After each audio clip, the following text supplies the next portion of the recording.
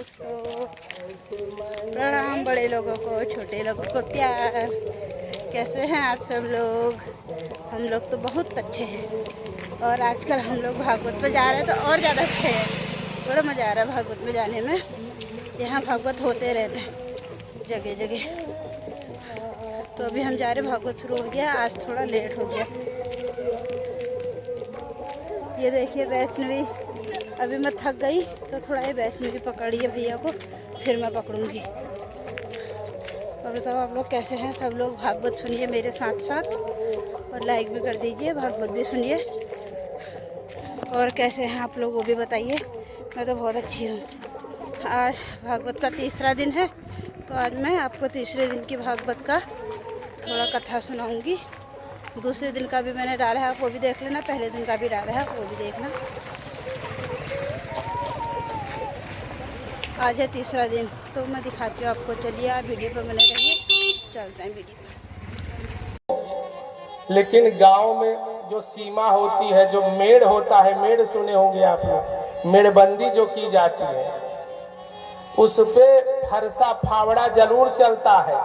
गांव वाले जो है ऊपर डेली जो है, खेत की गुड़ाई अच्छे से नहीं होगी, लेकिन वो जो मेड़बंदी की गई है उस पर प्रतिवर्ष फरसा चलता है। उसको रोज जरूर छांटेंगे, पता नहीं कितना उसमें पैदा हो जाता है उसी मेड़ में, उसी सीमा में। तो उसका सीमा का हरण नहीं करना चाहिए। और दारा माने पत्नी, किसी की पत्नी का हरण नहीं करना चाहिए।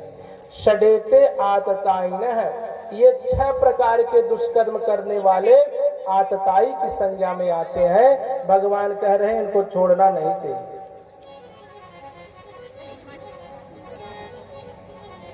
शस्त्र पाणी, अब शस्त्र से मार दिया था तो ये भी आतताई की संज्ञा में आ गया। अब अर्जुन दुखी हो गए कि महाराज अब क्या करें, क्या करना चाहिए। तो अर्जुन भी पक्के चेले थे, भगवान गीता का उपदेश विधिवत सुने थे, इसलिए उसी में से एक सूत्र निकाला। गीता में भगवान ने कहा, संभावितस्य चाकृति मरणादिति रिच्यते। कोई सम्मानित व्यक्ति हो और समाज जुटा हुआ हो और वही उसका अपमान कर दीजिए तो वो किसी मृत्यु से कम नहीं होगा। मरने पर व्यक्ति को एक क्षण के लिए पीड़ा होगी, लेकिन समाज में अपमानित व्यक्ति प्रतिदिन क्षण क्षण मरता है। इसलिए उसी गीता का उपदेश जो भगवान ने अर्जुन को दिया था कि संभावितस्य चाकृति मरणादिति रिच्यते। सम्मानित व्यक्ति का अपकीर्ति कर दीजिए, अपमान कर दीजिए तो मृत्यु के बराबर है। तब अर्जुन ने क्या काम किया? वपनम, उसके सिर का मुंडन कर दिया और उसके मस्तक में मणि लगी हुई थी। जन्म से ही जन्मजात मणि चिपकी हुई थी। सिर का मुंडन करके मणि को बाहर निकाल लिया और जैसे ही मणि निकाली गई ये एकदम काले रंग का हो गया।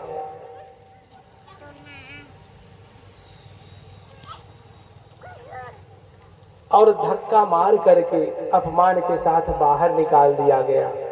जैसे बाहर गया उसको बड़ा दुख हुआ।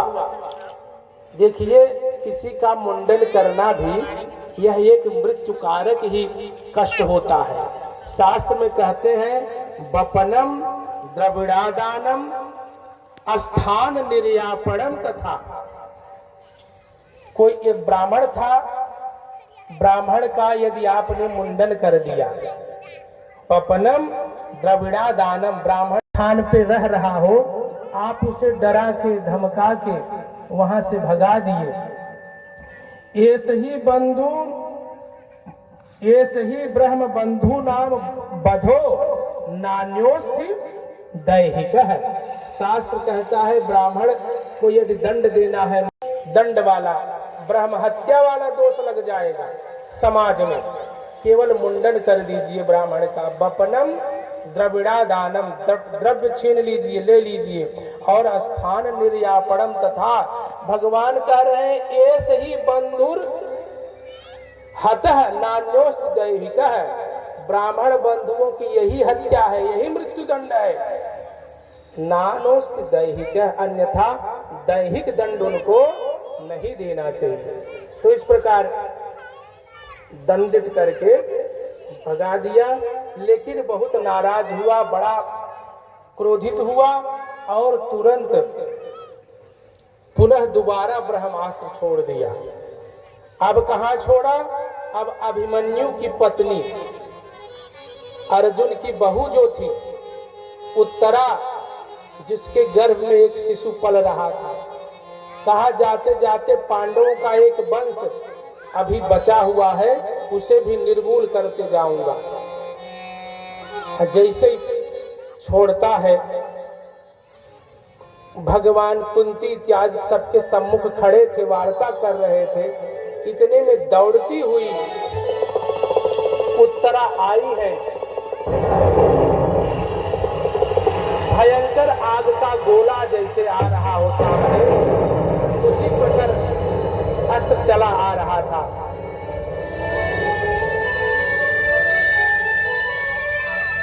जैसे पहुंचा,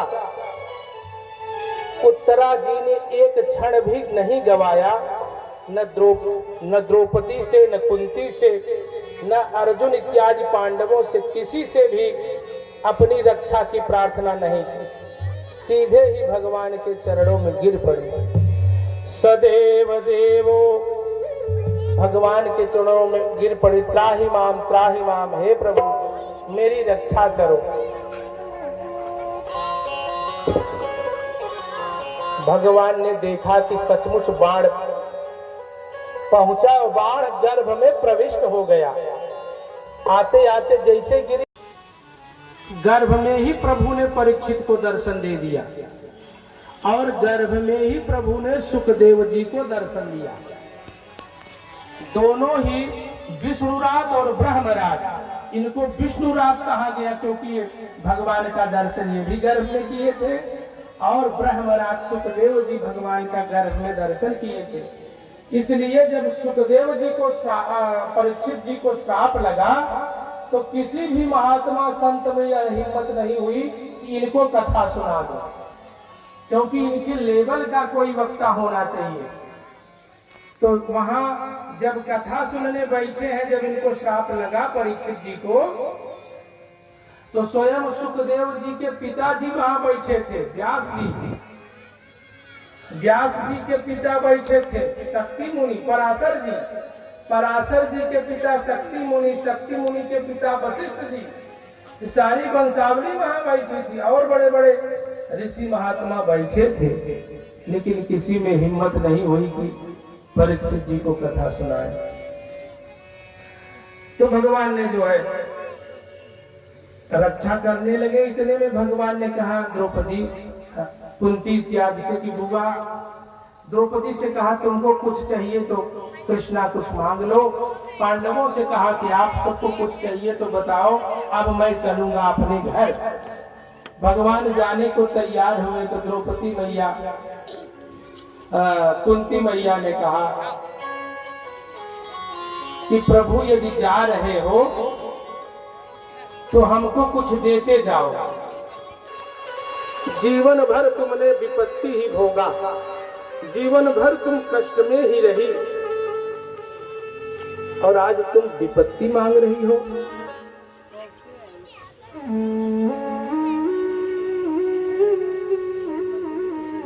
विपदः नैव विपदः, संपदो नैव संपदः, विष्णोः विस्मरणम्। भगवान की जिस दिन हम भजन नहीं करेंगे, जिस दिन भगवान का स्मरण नहीं करेंगे, उसी दिन समझिए हमारे ऊपर विपत्ति आ जाएगा। विपत्ति प्रभु सोई, विपत्ति प्रभु सोई, जप तप सो मेरा भजन हो।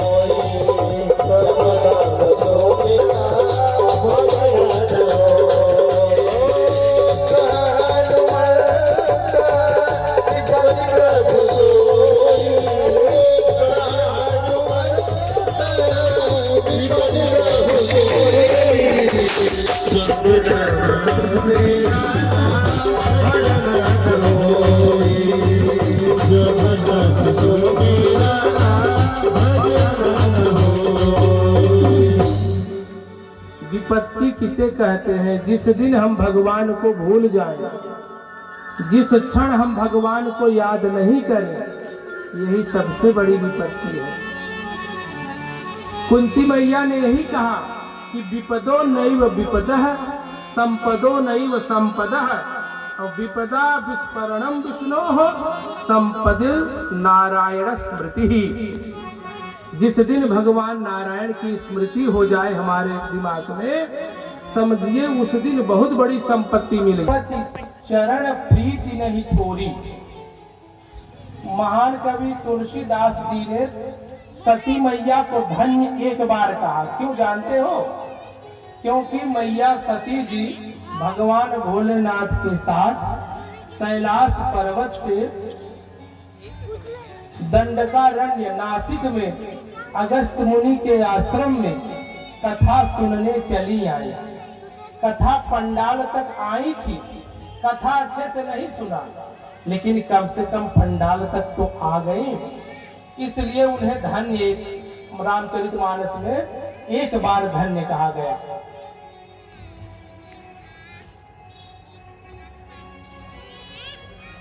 और धन्य धन्य गिरिराज कुमारी। पार्वती जी को 2 बार धन्य कहे भोलेनाथ कि हे देवी जी, आपने कथा को प्रारंभ करवाया और कथा को सुना भी, 2 बार धन्य हुई। लेकिन एक व्यक्ति को पूरे मानस में 3 बार धन्यवाद कहा गया, और वो हमारे भारतवर्ष का पात्र नहीं है, वो विदेश का पात्र, विदेश का कोई पात्र है। वो कौन है? विभीषण जी। धन्य धन्य तय धन्य विभीषण, भयउ आज निशिचर कुलभूषण। विभीषण ने कथा सुना, उसको अपने हृदय में उतारा और भगवान को समर्पित हो गए। इसलिए 3 बार धन्यवाद के पात्र हो गए। तो कम से कम उन लोगों से लाख अच्छे आप सब लोग हो कि कथा पंडाल तक बैठे तो हो, आए तो हो। तो खजाना आप सबको मिल ही रहा है, वो दिखाई नहीं देता है खजाना। ये रुपया पैसा वाला खजाने की संपत्तिवान सेठ आप लोग नहीं बन रहे हो। ये आपका जो पुण्य वाला बैंक है, जो धर्म वाला बैंक है, उस बैंक में आपका ये पुण्य नहीं है, ये कोई धन नहीं है।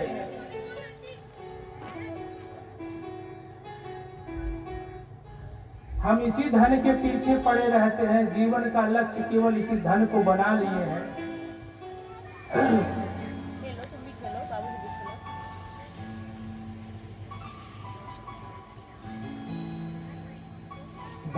धर्मानुगो गच्छत जीव एक है, धनानि भूमौ पशवश्च गोष्ठे, नारी गृहद्वार सुता श्मशाने, देहस्थितायाम परलोक मार्गे, धर्मानुगो गच्छत जीव एकः। इतनी बढ़िया बात बता रहे हैं। ये जो पशु हैं, पशवश्च गोष्ठी, जो हम संपत्ति बनाए हैं, मकान दुकान खेत खलियान, सुनते हम सब हैं लेकिन ग्रहण नहीं करते। विडंबना इसी बात की है, जो कुछ भी हम बनाए रहते हैं वो साथ में जाता नहीं। यही जो पुण्य आप बना रहे हो, धर्मानुगो गच्छत जीव एक है। जब व्यक्ति चिता पर पड़ेगा, जलाया जाएगा, जब उसका प्राण एक शरीर अंगुष्ठ मात्र का शरीर बन के खड़ा होगा, जब जाने को तैयार होगा परलोक की यात्रा करने के लिए, तो वहीं यह किया हुआ पुण्य, यही धर्म आके खड़ा हो जाएगा भैया, धर्मान वो गच्छत जीव ये कह, मैं केवल अकेला आपके साथ चलूंगा और आपको कोई विपत्ति नहीं आने दूंगा। मैं आपको उस स्थान तक पहुंचाऊंगा, यही पुण्य आपका साथ देगा। गाड़ी चला रहे हैं, सामने से ट्रक आ गया और आप 1 इंच बच गए, तो किसने बचाया? यही पुण्य आके खड़ा हो गया कि हम यज्ञ में गए थे, पुण्य किए थे, कथा में गए। जो कहीं थोड़ा सा आपकी रक्षा हो गई, बच गए, ये आपका बल नहीं है, ये आपके पुण्य का बल है। इसलिए उस बल को मजबूत करना है हमको। बाकी अन्य बल, अन्य धन, धन से हो जाएगा, धन भी आ जाएगा। साथी है गंग बिंदु के जल बिंदु दान तक, पत्नी भी हक निभाएगी केवल मकान तक। गाँव के सब लोग चलेंगे श्मशान तक, और बेटा भी हक निभाएगा बस अग्निदान तक। इसके तो आगे भजन ही है सारी, बिना हरि भजन के मेरा रहेगा ये मन हो दिन का, मेरा रहेगा वायु नजर का, मेरा रहेगा दो दिन का, मेरा रहेगा वायु नजर का, मेरा रहेगा।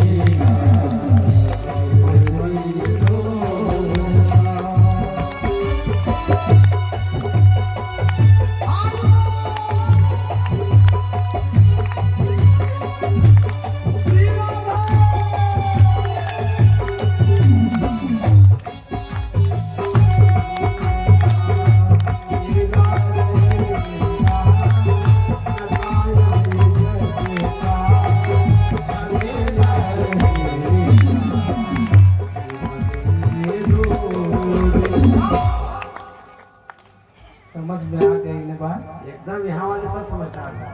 बोलो वृंदावन बिहारी लाल की जय। ये कथा हम सब सुनते हैं, बहुत सुने हैं, लेकिन यहाँ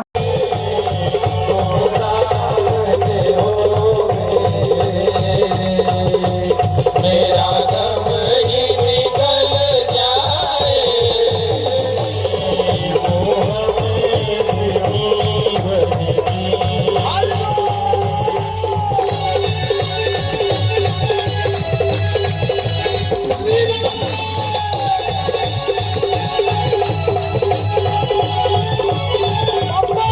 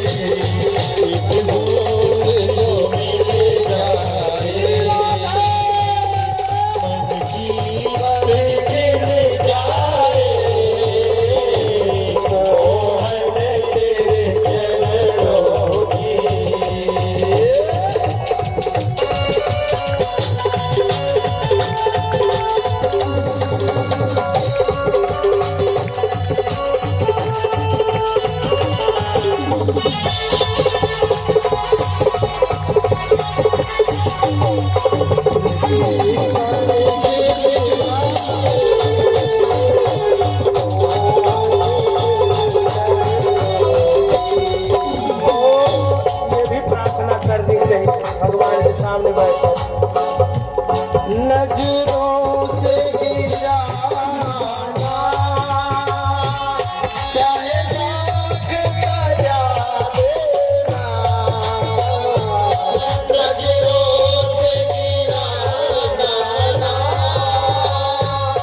चाहे लाख सजा देना, नजरों से गिराना, चाहे लाख सजा देना, नजरों से जो गिर जाए, नजरों से जो गिर जाए, मुश्किल है सबक पाए, नजरों से जो गिर जाए, मुश्किल है सबक पाए,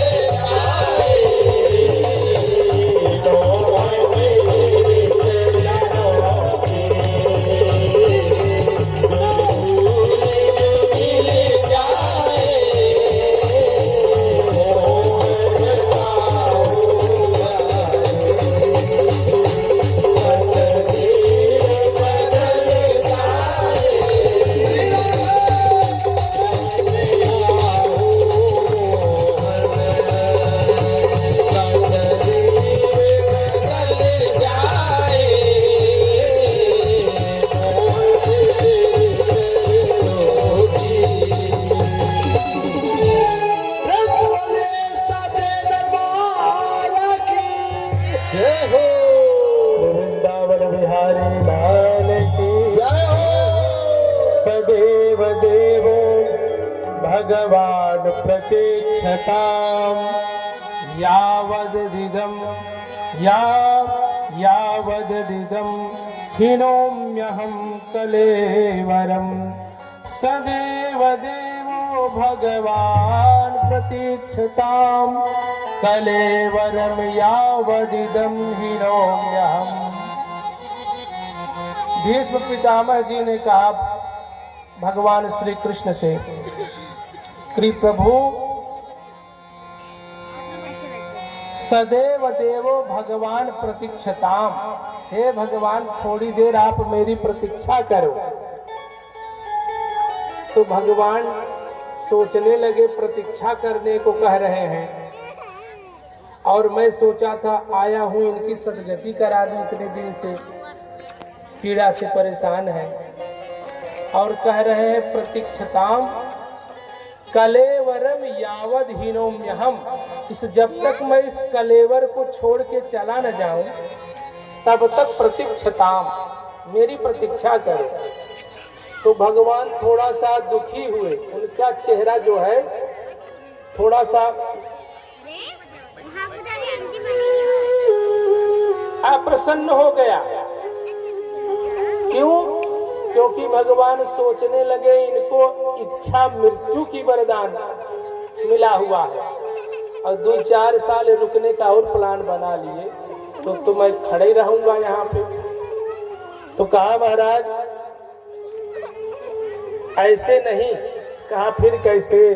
प्रसन्न हासारुण लोचन, द्वारका चले जाते हैं और इसी बीच उत्तरा के गर्भ से एक बालक का जन्म होता है जिसका नाम परीक्षित रखा गया। परितः रक्षितः इति परीक्षितः। एक दिन की बात है, 7 महीना जंगलवासी सब वहां के जंगली लोग मिले और जितनी गोपियां थी सबको छीन लिए। भील ने लूटी गोपियां, वही अर्जुन वही बाण। अर्जुन कुछ नहीं कर पाए, सारी महारानियों को वहां के जंगल के निवासियों ने छीन लिया। रोते रोते युधिष्ठिर से कहने लगे प्रभु, भगवान जब हमारे साथ में थे तभी हमारे पास शक्ति थी, आज प्रभु चले गए, हमारी सारी शक्ति जैसे क्षय हो गई। सारी शक्ति हमारे प्रभु ही थे।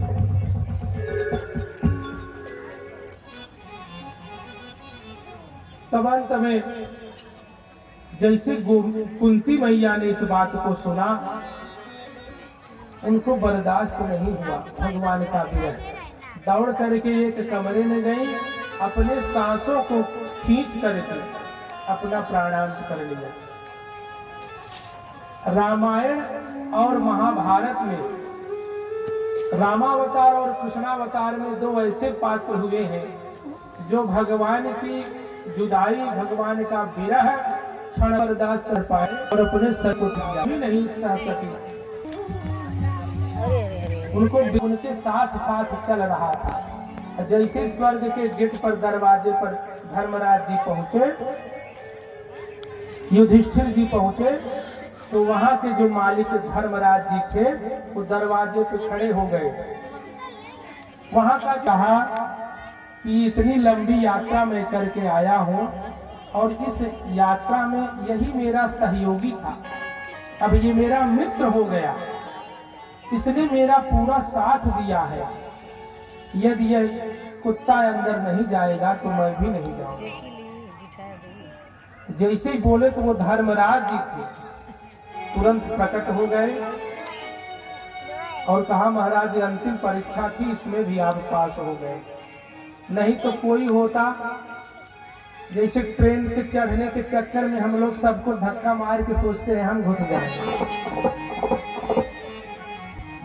लेकिन भगवान धर्मराज जी कोई शत्रु घात लगा के तो नहीं बैठा है। हमारी सीमा सुरक्षित है कि नहीं, हमारी जो जितने भी बॉर्डर हैं, चीन का बॉर्डर, पाकिस्तान का बॉर्डर, इन सब बॉर्डरों को कलयुग का एक और बड़ा प्रताप है। कथाएं बहुत सब आप सब सुने हैं, लेकिन इसको समझना जरूरी है।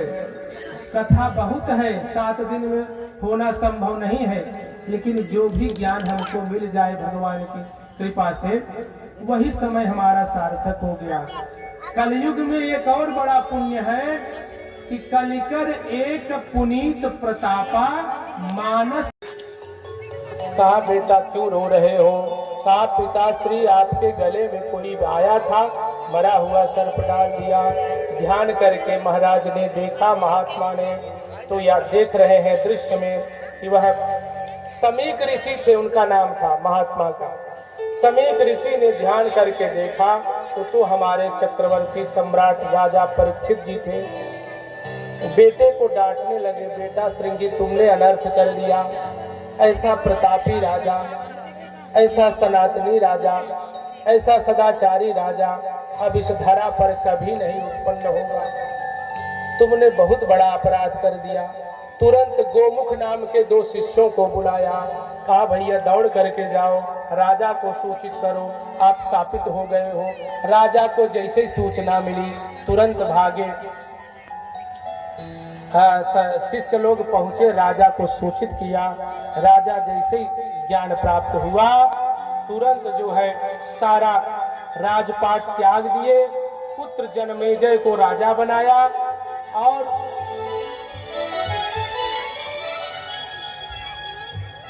भगवान का नाम लेते हुए गंगा के किनारे आके बैठ गए।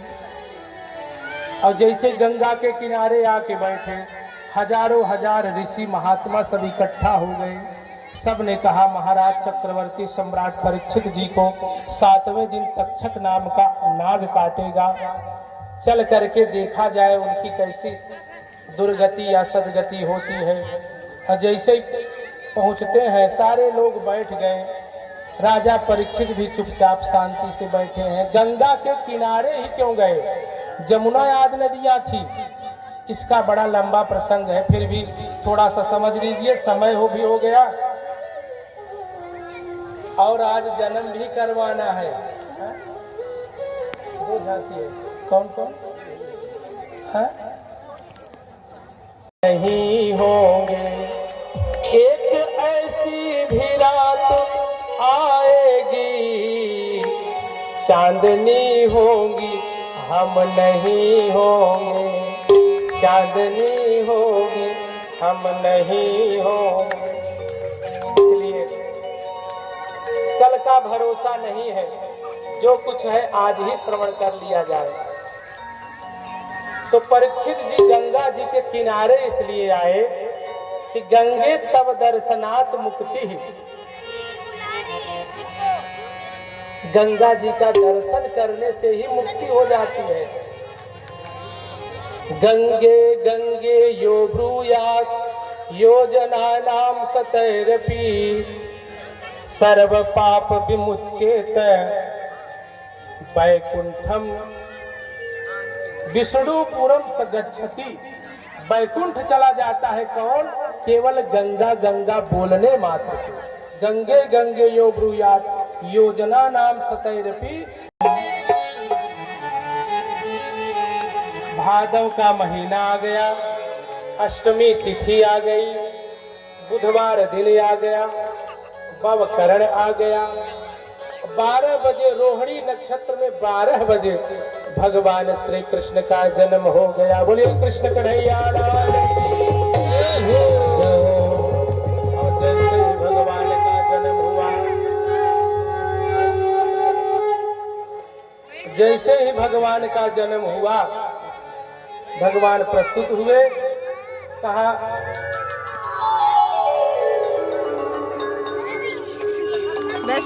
वसुदेव जी सारी पहरेदारी हरियारी में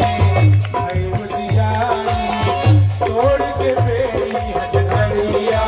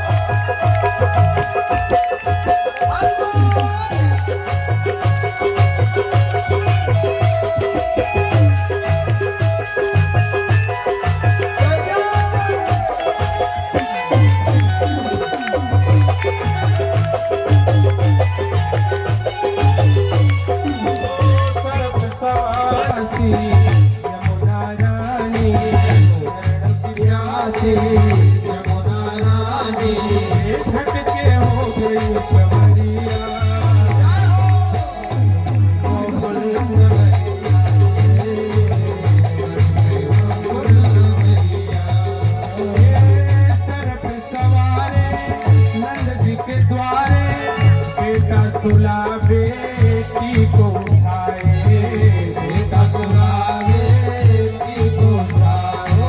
सोए पहरे वाले बंद हुए ताले, सोए पहरे वाले बंद हो गई है शहरिया।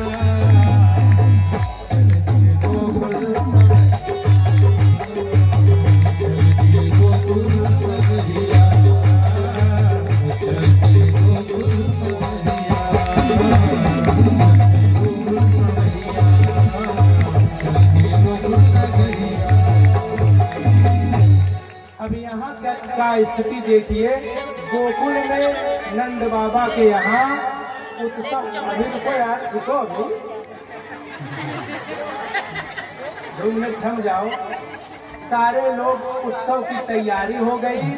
नंद बाबा के यहाँ जैसे बालक हुआ, सब लोग नाचने गाने लगे। सभी लोग आप लोग खड़े हो जाइए और भगवान के उत्सव में, जन्मोत्सव में सभी लोग नृत्य करते हुए भगवान का उत्सव मनाएंगे।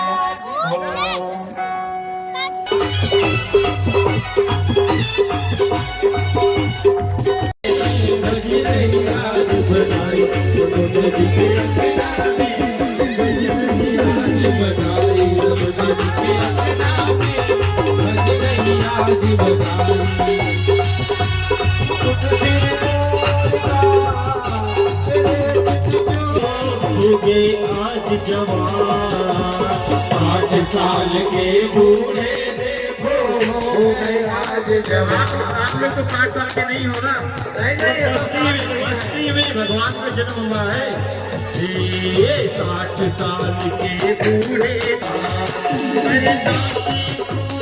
धूम मचाए, नाचे कूदे धूम मचाए, गाए मीठी तान नंद जी के अंगना में बज रही आज बधाई। नंद जी के अंगना में बज रही आज बधाई।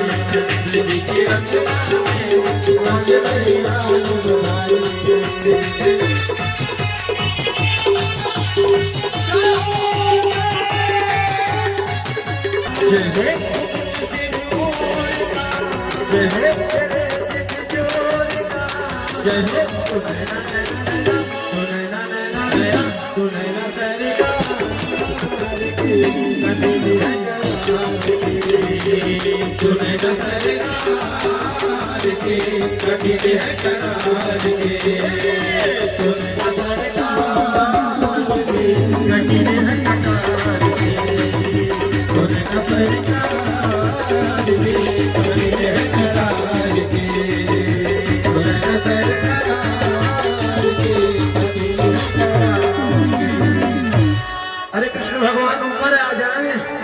जिससे पूरी दुनिया जो है दर्शन कर ले।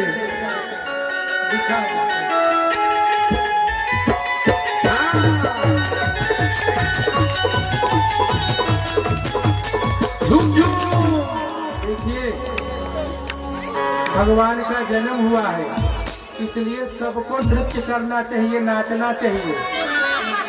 और जो भगवान के जन्मोत्सव में नहीं नाचता उसे फिर संसार में बार बार नाचना पड़ता है, आना पड़ता है।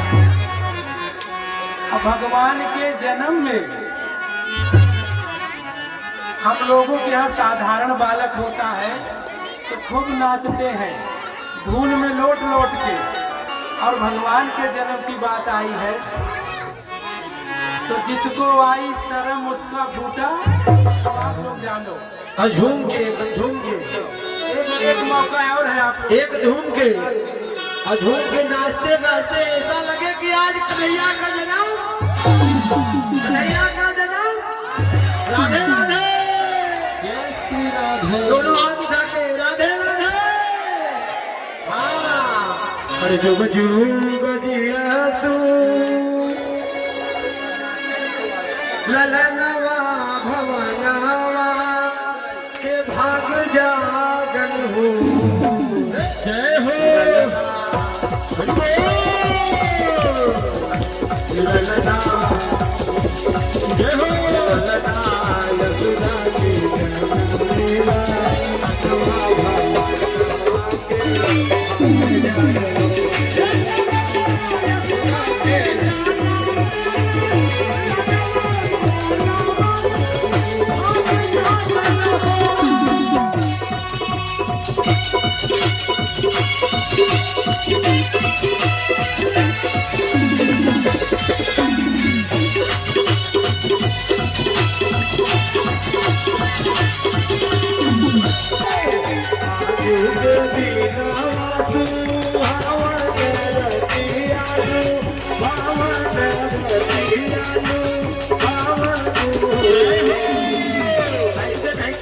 थोड़ा सी जगह बताइए, घूम के कहना है क्या है?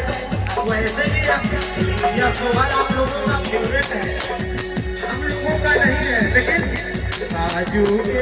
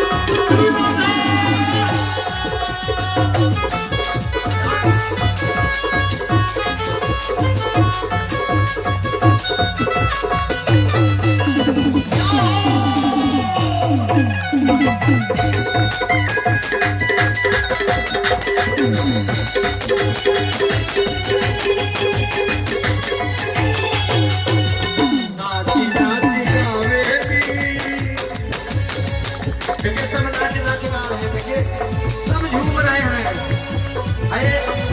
झूम के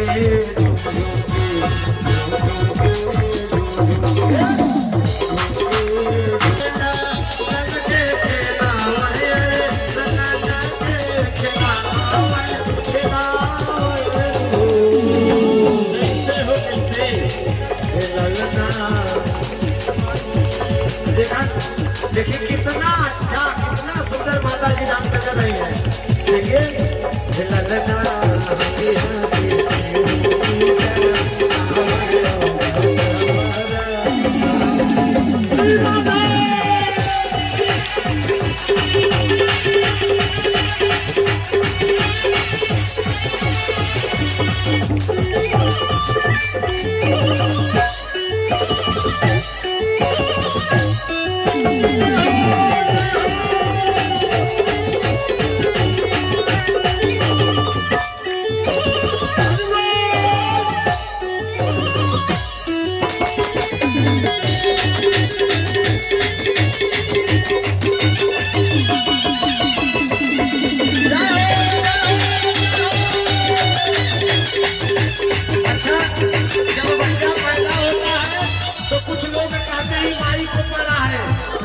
नहीं नहीं इस बाबू को पढ़ा है डैडी, अब तो डैडी हो गया, पहले माई बाबू चलता था, अब तो मम्मी पापा, अब कौन हो गए डैड। तो एक लोग कह रहे हैं ये बहनी किसी को नहीं पढ़ा, मालूम है क्या पढ़ा? अरे अभियाता हुए जैसे माई के नदिया, बाबू के नदिया, बाबू के हो